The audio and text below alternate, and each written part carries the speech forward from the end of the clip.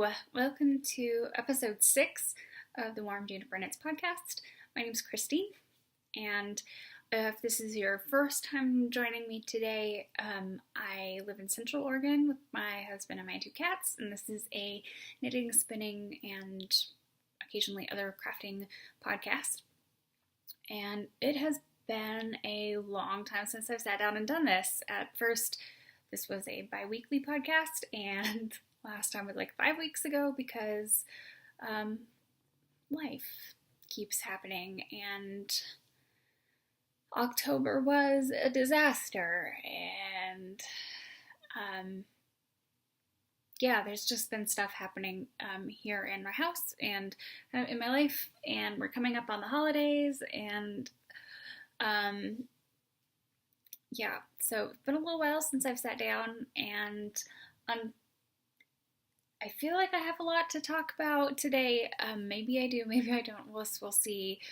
Because although it's been 5 weeks of work, and crafting work, I've been busy. So sometimes when you get home and you're sort of done for the day, so you flop on the couch and stare at the wall instead of picking up your knitting, which is sort of where I've been mentally and with my energy and with health things also. So we'll see how this goes today. But I do want to get something out there. I do have a little bit of a log of things, so let's just jump right in. Finished objects. I actually have 2. First is a pair of socks. You can see these. These are Victory Sock by the Knitted Wit, which I got at the Oregon Flock and Fiber Festival this year. Let's see if we can get a better picture of the color. So this is, I believe, autumn, maybe autumn rainbow, something like that. I'll put it down here. It's coming out a little washed out. These are pretty vibrant colors. Let's see if I can get it in here. I forgot I had autofocus on here. So I'm trying this with a different camera today, and when I turn on the autofocus, it constantly goes, which is super annoying. So unfortunately, I'm not going to get super close up with these, but that's a little bit better. They are quite dark, although in real life, they're much more saturated. In real life, there's quite a lot more brown and pinks and oranges, and they're just lovely turned out. They almost have this tiny, very subtle striping effect with the darker. Every now and then there's a line of black or really dark green. So they're wonderful. And here's the other one. You can kind of see that this one turned out just a little bit lighter than the other, which is pretty common with hand-dyed skeins, that one end of the ball would be a little bit lighter than the other. It doesn't bother me at all. But yeah, so I did have, I can't figure out my gauge for socks at all. I don't know what is going on. I was always 56 stitches, US 1. That's my sock recipe. That's what fits my feet. And I know that there are some variation in sock weight, and depending on the fiber makeup of your socks and things like that, that might change your stitch count a little bit. But this is almost ridiculous. These are 52 stitches around. That's like a child's foot. My feet are not that small. They're like a women's 7. They're quite narrow, but they're not like unusually small feet. So I either have the strangest or most loose gauge, which I don't think I do. Like I said, these were knit on a US 1. Magic Loop, Chow red lace. This is the same recipe for socks that I have done for years, and yet I had to go down significantly to get them to fit. I don't even know. I'm having the same problem with Paul's socks, which I'll talk about in a little bit, where I can't figure out my gauge at all. So I think I might have to just bite the bullet and go down a needle size and start knitting them on a US 0. which I do have in some DPNs, but magic loop's my preferred method, and that means I'm gonna have to buy more needles. But back to the sock.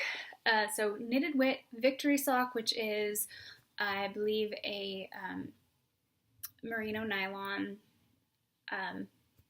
Yeah, probably 75-25. I don't have the ball band with me, but 56 stitches. Did them toe up with Judy's Magic Cast On. That's a Fish Lips Kiss heel, and then knit straight up until the ribbing. Which, interesting thing, if you are knitting the Fish Lips Kiss heel, one thing I have discovered is that I have to knit the leg a lot longer than I think I do, because it's a fairly shallow heel, and so a lot of this part right here gets, that goes over the arch of your foot and comes up the back of your heel a little bit. So, you know, the first inch and a half or so of what would be the leg of your sock actually gets eaten up in foot. So I actually, on one of these, the first one I did, knit them way too short and put them on, and they were fine, but I just wanted to use up a lot more of the yarn, and I still have a ton of this left over because tiny feet,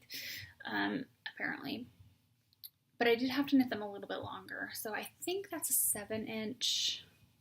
See, they're not, this is how I would usually measure, would be so that the heel and the ribbing were about the same length. That's kind of my by sight measuring of how long my sock should be, but this has had to go another inch or so over. So just point of interest, but that is one finished object there. The second one is actually a hat, and I don't have it with me because it has gone out to its recipient, but I knew that I wasn't going to have it with me by the time I finally got around to recording, so I did a clip of myself at work before I mailed it off, and I'm just gonna drop it in right here. Hello everyone, this is Christine with WarmJuniper Knits, and we're in my office. I am filming just a short segment here because I have a finished object to share, and I'm not going to have it with me when I actually film my full podcast this weekend because it is a gift and it's going in the mail, but I wanted to get a chance to talk about it just really briefly and show it off a little because I'm super pleased with it. So, without further ado, here it is. So this is the Greystone by designer. I don't remember. I'll put it on the screen. But this is my third or fourth one of these. I've knit this pattern several times. It's one of my favorites. I'm a big fan of cabling and texture in general, and this mixes both of them. As you can see, it's got those horseshoe cables and the broken rib going down the side of it. I knit this out of Lion Brand Wool Ease and just the regular worsted. It's a 75-25 acrylic wool blend, I believe.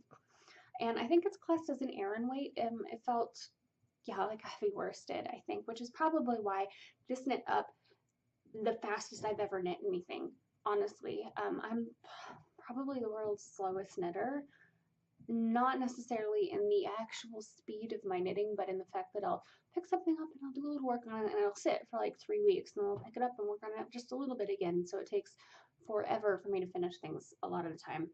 But I did this in a day and a half, mostly in one evening. I think I knit everything up to the decreases, and then the next day finished the top and made the pom-pom. So as you can see here, I did the short version of this. The short version. The pattern comes with a slouchy and also a more beanie style, I suppose, where it just depends on how many repeats you do. But I did the short one, and it's still plenty slouchy. My row gauge is probably a little bit long. I knit the brim on US 6 and the actual body of the hat in US 7s. I made the pom-pom myself, and I'm actually super pleased with this. This is probably the biggest, fluffiest pom-pom I've ever made, and I linked the tutorial to the pom-pom maker tutorial that I followed in the down bar and as part of the show notes, because it was really useful and also super easy.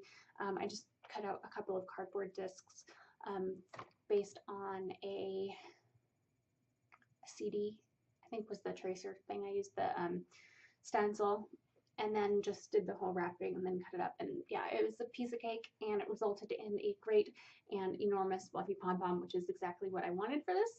So I'm super happy about that. I'll show you what it looks like on. So you can wear it. The brim is a little long, so it can be folded up if you want. And I'm sorry, I have the light in here. It's a little blown out, but you can see. There we go. And the back. Or you can wear it fully down like that, and there you go. So, and it turned out really well and it was encouraging, and now I want to knit like 6 more of them. So if I can, yeah, it really does something to your knitting mojo when you actually churn out something successfully and quickly. Makes you really want to knit more of them. A lot of my projects tend to stall when I hit snags on them, which is, again, probably contributes to that slow knitter phenomenon that I was talking about. So anyway, this is going in the mail as soon as I finish this. So I'm gonna have to look at it and see. Oh, sure. I'm not used to using a webcam like this, but yeah, there it is. So this will go in the mail. The recipient does watch this podcast, so hopefully by the time that this goes up, she will have received it. And yeah, so happy knitting, everyone. I'm going to go back to future me and finish this up. All right, so now that we've spoken to past me and taken a look at that hat, that's my finished objects for the month. So I guess it's time to move on to whips. Works in progress. So I have lived here for 4 years now, and as I have said multiple times, it gets quite cold in the winter, and here I am, a knitter, and I do not have a pair of gloves. You know how many pairs of gloves I have knit, Paul? So many pairs of gloves, and they are like the fingerless mitten kind with the individual fingers and the flop over cap, and it was just absurd that I was going to go into another winter not having my own mittens. So I'm working on them right now, and this is what I have. This is Eugenia's mittens. It's a free pattern on Ravelry. So you can just see it's pretty standard mitten shape. I mean, there's nothing really special about, I mean, it's just, you know, straight up. But it's got this great cable detail on the front, which I love. I'm a big fan of cables in general. I like them a lot. So here's another gauge thing. Like this is Cascade 220 in some unnamed green color. Again, it's a little washed out on camera. It's quite vibrant, very limey in real life. But you're supposed to knit these on a US 7, and I knit them on a US 3. So, and I don't feel like my gauge is just that loose, but I don't know what the deal was. I think mostly the only real impact it made in terms of sizing, changing that needle, which I needed them to because my wrists are fairly small circumference of my wrist. So they're not, you know, I don't have tons and tons of ease on them, which is what I wanted. I didn't want floppy mittens. They fit around my hand just about perfectly. But I did have to do an extra repeat of the cable pattern. I think if you had been knitting them on larger needles, you would have ended somewhere more like in this area. But most of the pattern pictures on Ravelry have more than one repeat, so I don't even know. But it's really easy. The pattern just says start, and if you need to go longer, just keep on going with the cable pattern, and then you get to the top and you do a rounded decrease, which you can see I have not woven any ends yet, and that's that. So these are unblocked, although I did give them a steam and spritz with my iron, which, by the way, word wise, don't get your iron too close to your knits when you do that. I do have a couple of tiny patches. I don't know if you can see, like right here. It's not going to focus, but there's a little patch there where I accidentally touched the iron to the mitten, and it's a little bit better colored, and burned it just a tiny bit. So don't do that. I think I'm going to go in with, I have a sweater shaver, one of the little electric ones that kind of gets pills off. I think I might go in and just see if maybe taking off the very teeny top of those fibers might reduce the look of the fact that I burned them. So there we go. I have one mitten. This, I think I am still going to wet block them because I want to see if I can get it to stretch out just a little bit longer. If I really pull it down to where the thumb gusset is in place, it's a little short on the top. So I think I might wet block and see how that goes. And if I need to, like this top portion, you can't tell so much because it's pulling in and it gives kind of the effect of the cables continuing, but this is just stockinette up in the top portion, so if I need to, I'll just rip back and add a few more rows, not a big deal, but if I don't have to do that, I won't. So mitten number 1, and then I have just barely started the mustache, the cuff of mitten number 2. So I'm literally like eight rows into a 19 row cuff. So just started that, but it's coming along. It didn't take me very long, really. This was a couple of evenings kind of picking at it on and off. I mean, it's really not that big of an object and it's worsted weight, so I should realistically be able to finish this before it gets unreasonably cold if I get my rear end gear and actually do the knitting. So that is work in progress number 1. The second one that I have been working on is something that you've seen a couple of times now, which is Paul's Geometric socks. And I'm almost done with the first one. I'm about ready to put in the contrast toe. So this is, I'm not ever going to be able to remember the name of the contrast. I don't remember the yarn. This is what happens when you buy yarn from a bargain bin without a label at a fiber festival. I just have no idea what it is, but it's coming along. I needed to go 1.5 inches past my marker before I put in the toe, so I'm getting close. This is Blueberry Waffle pattern, another free Ravelry pattern, and another example of my gauge being ridiculous. This man is 6'5". He wears a size 14 shoe, and these stupid socks are, I think they're 64 maybe inches stitches around. Like, I listen to a ton of podcasts where women who I know are around my size and they're knitting 72-inch socks, and I don't understand it. 72 stitch socks, like,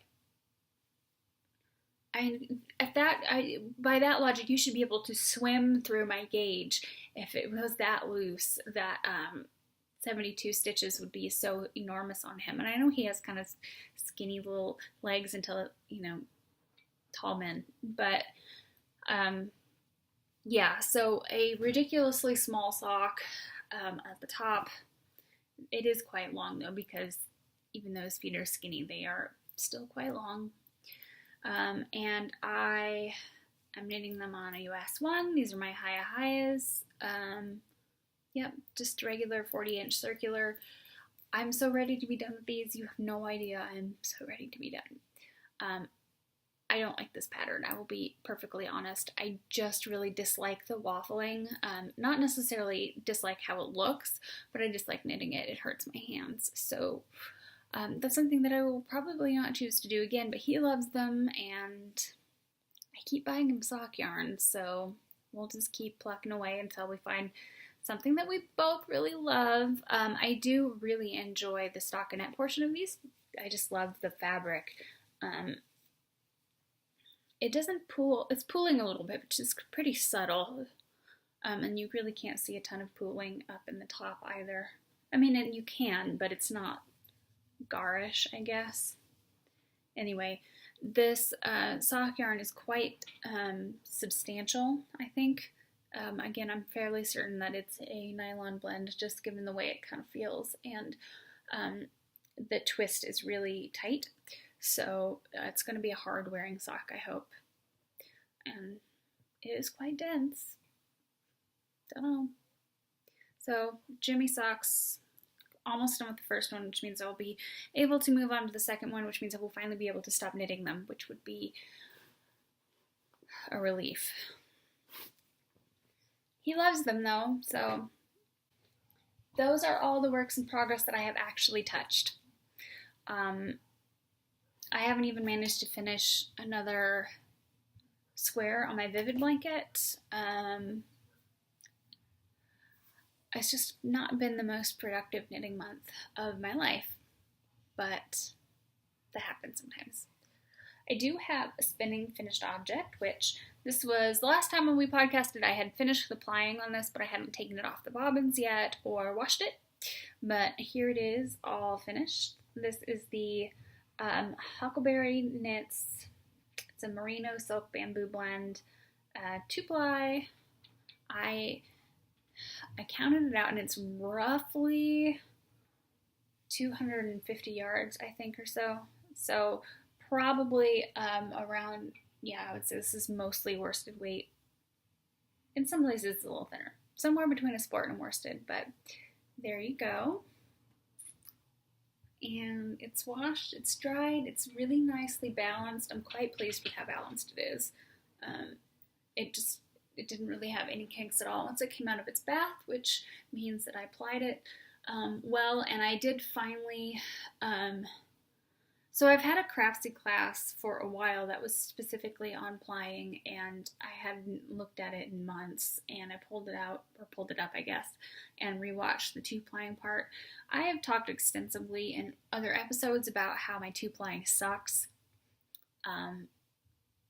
because I rush it. Is really the crux of the problem is I go too fast, and I don't keep my twist angle consistent, so the fibers wrap around themselves in a weird way. If I slow down, apparently I can get a halfway decent ply, which this is mostly quite decent, so I get the autofocus isn't going to work. But there you go. I think this is going to grow up to be a Zuzu's Petals because I don't really have quite enough for a full shawl. Also, I'm the most inconsistent shawl knitter on the planet. I start them and then I never finish them. So something that's part cowl but still gets that kind of lacy drape in the front I think would be quite nice for this. And because it is a 2-ply, it will do that well. It'll hold a lace pattern well, I think. Also, the silk will be good for that because it won't want to shrink back too much. Silk has a tendency to just stay put when you block it. So I have done just a tiny bit of spinning on some of the other fiber that I got at the festival, but I mean, there's nothing to show practically. I think I spent 20 minutes, so it wasn't really worth bringing the bobbin over. Another work in progress I have that is not knitting, but is in fact cross stitch. So my sister is a huge Mean Girls fan, and for a long time she saw this online somewhere, probably on Pinterest, and was like, "Can you make me this?" I have never cross stitched a thing in my life, but I've done needlework before, and I'm sort of familiar with the idea and concept of it, and I've done a little bit of embroidery, but anyway, so she wanted me to make this cross stitch for her, and I thought, well, good Christmas present. So I have been working on this. I actually started this weeks and weeks ago and did like the bulk of it within a couple of days, and then just haven't picked it up since. So I need to get moving on it, but this is not going to reverse, but what that says is "Boo, you whore," which is a line from the movie. And yeah, So it's coming along. I've got all the words done, and now I've just got to go in and there's a green and pink border, which actually, so it would look, it's got this green and pink all the way around the side. So I just need to do the border, and then I can wash it. Apparently you block cross stitch projects too. I had no idea, but I guess that's a thing, which makes sense. You want your threads to kind of settle and even out in the same way that you would want your knitting stitches to do. So, and I don't know if the Aida, I think it's called Aida fabric, softens much after you block it, but it's quite stiff. Like, I had a hard time getting it in the loop. This is a 9-inch loop. I think I got all this stuff at Joann's for under $10. So, but it's pretty stiff, and I'm not sure how that's going to work because I'd like to frame it when I'm done, and I guess we'll just find a Walmart frame or something and a square frame and drop it in. And the back is not the neatest, but it's also, it's not the messiest back either, so I think it should lie, oh hey, now you can read it. I think it should lie okay in a frame, so we'll see. So this is when I say knitting, spinning, and other crafting. Apparently other crafting this week falls into the cross stitch realm. So, and that's, like I said, this is going to be a Christmas present, so a month to finish it. And this is really the only crafty Christmas thing I think I'm doing this year. I have in the past knit all of my gifts, and although I enjoyed that quite a bit and in general have a very knit-worthy family, it was really stressful. So I think we're going to pass on trying to cram in projects before Christmas this year. And I know I can get this done beforehand if I sit down and actually do it. Acquisitions. I do have one new acquisition here with me, but I must confess to some wool piggery. The Knit Picks Cyber Monday sale, like their pre-Thanksgiving sale, their big one that they do every year, was this week. And I fell down a little bit in some wool of the Andes and some of their hawthorn. So it was not an excessive amount of wool, I don't think. We'll see. Actually, it was a lot, but at $1.50 a ball, it's easy to justify adding to your stash, especially since all the things that I bought, I have specific projects in mind for it. So, and specifically the Yoga Shawl by Andrea Mowry. I think I mentioned that, or her. The Yoga Shawl is the fingering weight version of the Om shawl, like OM, like Om. But it's just the worsted weight version, and it has some color work in it, which I like. So I got wool of the Andes for that, and some sport weight for a sweater that I hope to knit myself, and some socks yarn from Paul. So I am not expecting that to arrive for probably a month. That would be my guess. Today's the 20th of November. I bet I get this the week of Christmas. Given the number of orders that they're processing right now and how long it takes Knit Picks stuff to get to me in general, I'm not holding my breath on that, which is fine. I'm not waiting for any of that yarn for anything in particular. I'm not trying to squeeze in Christmas presents, like I just said. It would all just be stuff for me down the line, and Paul down the line. So, but I did definitely dive into the sale yarn, which I've never done before, so it's also a little exciting. They also had a bunch of books on sale. They had $1 books, pattern books, collections, and most of those patterns, if you bought just a single pattern, like just a single sweater pattern out of one of those collections, would be like $5, and most of the ones that I think about $2 books. Even if I only really loved 2 or 3 or maybe even just one of the projects in this collection, so still getting them at a significant discount. So that too. So I'm excited for that to come, but I'm not gonna wait for it. It's gonna be a little while before it gets here. The one thing that I have with me in person is also for Paul. I try and make him a hat every year.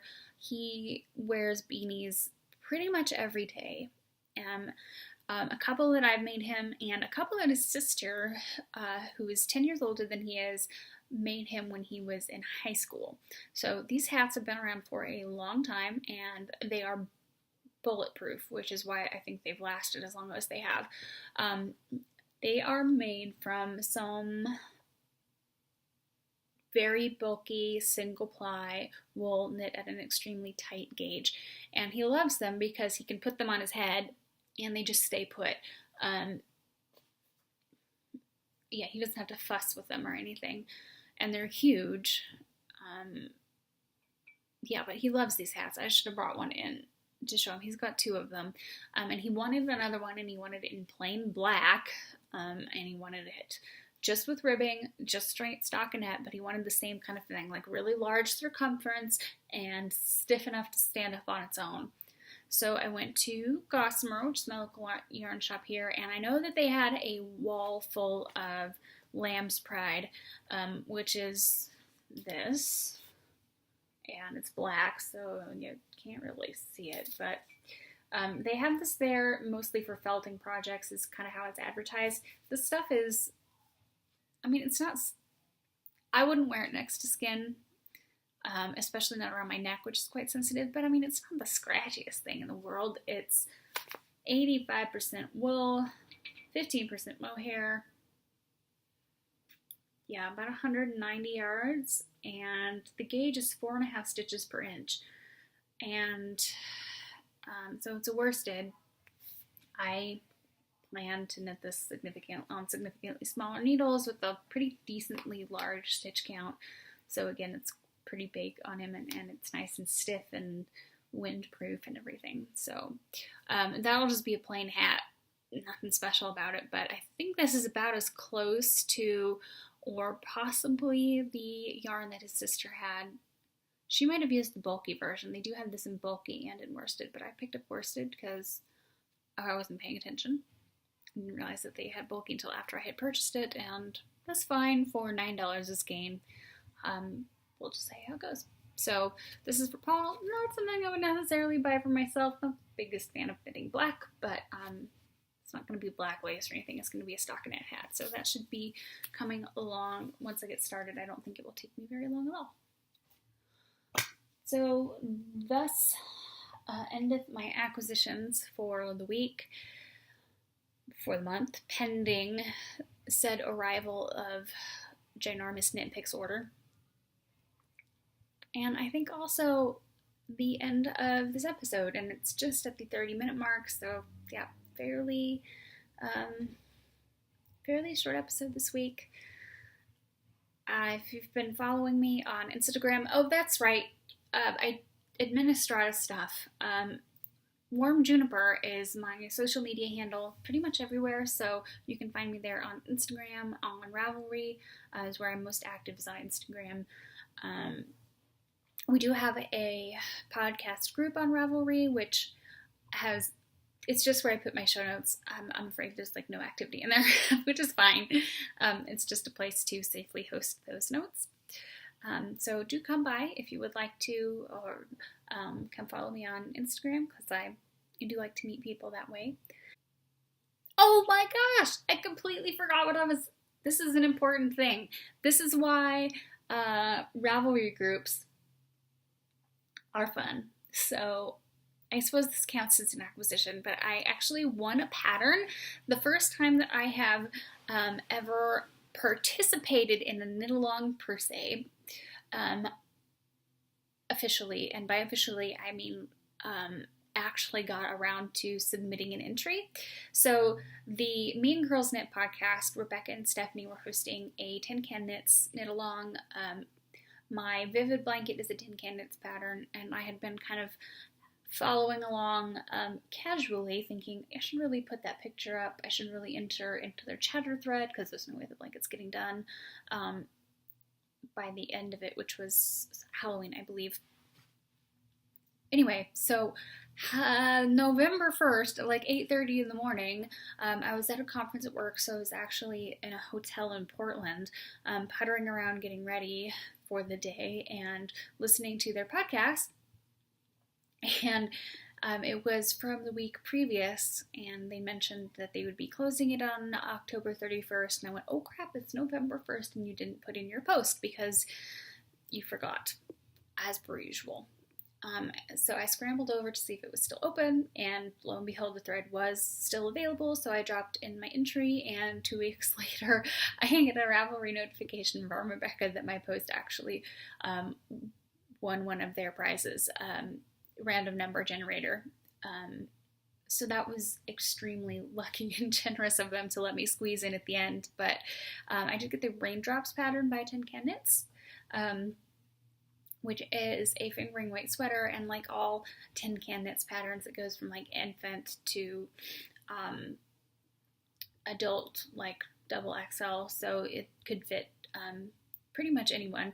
So I don't know when that might happen for me. It might use some of my Knit Mix order, maybe.